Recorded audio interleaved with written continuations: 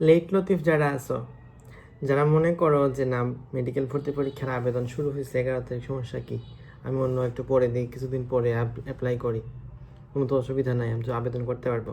হ্যাঁ, তুমি আবেদন করতে পারবা, কিন্তু ভর্তি পরীক্ষা দিতে গিয়ে একটা ঝামেলা করবা। সেটা হচ্ছে তুমি তোমার বাসার পাশের যে মেডিকেল, যেখানে তুমি আবেদন করতে পারার কথা, মানে সরি ভর্তি পরীক্ষা দিতে পারার কথা, ওই আশেপাশের জায়গার মধ্যে, আশেপাশের লোকেশনে ভর্তি পরীক্ষার সিট পড়বে না, সিটটা অনেক দূরে পড়বে। তো তোমার বাসার পাশের যে মেডিকেল, সেই মেডিকেলে যদি ভর্তি পরীক্ষা দিতে চাও, মেডিকেলের কলেজে তো সবসময় পড়ে না, মেডিকেল কলেজের আশেপাশের যে কলেজগুলো আছে সেই সব কলেজেও পড়ে।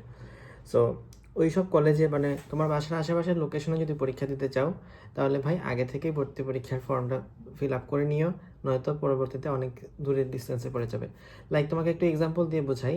ধরো তোমার বাসা হচ্ছে হবিগঞ্জ, তুমি যদি একটু দেরিতে মানে 10 তারিখ 11 তারিখ আবেদন না করে 15 তারিখ 20 তারিখ আবেদন করো, তাহলে যেটা হবে, তুমি হবিগঞ্জ সে জেলার মধ্যে ভর্তি পরীক্ষা দিতে পারবে না। তোমাকে ভর্তি পরীক্ষা দেওয়ার জন্য হয়তো সুনামগঞ্জ যাইতে হবে বা সিলেট যাইতে হবে।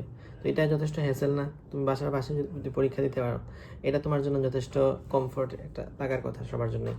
এরকমভাবে তোমার যদি বাসার পাশে যদি মুগদা মেডিকেল হয়ে থাকে, তুমি যদি এখন মুগদা মেডিকেল মানে আবেদন করতে দেরি করো, তোমার হয়তো সোহরাওয়ার্দী চলে যাবে বা সলিমুল্লাহ চলে যাবে বা ঢাকা মেডিকেল চলে যাবে। ওখানে কিন্তু একটু মানে তোমার বাসা যেখানে কাছে, ওখানে তো ভর্তি পরীক্ষার দিন তাড়াতাড়ি যেতে পারবা।